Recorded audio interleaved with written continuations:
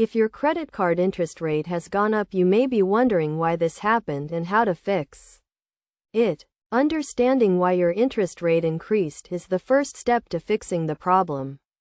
Your credit card interest rate can go up due to several reasons, including missing payments, going over your credit limit, or a change in your credit score.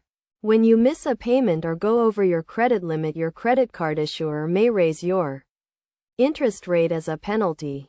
This is because the issuer sees you as a higher risk borrower. A change in your credit score can also cause your interest rate to increase. If your credit score has gone down, your credit card issuer may raise your interest rate because you are seen as a higher risk. To fix the problem of a higher interest rate on your credit card, you should start by calling your credit card issuer to ask why your rate was increased. They will be able to tell you the specific reason for the increase and may be willing to work with you to lower your rate. If you have been making on-time payments and have not gone over your credit limit, you may be able to negotiate a lower interest rate. You can also consider transferring your balance to a new credit card with a lower interest rate. This can save you money on interest charges and help you pay off your debt faster.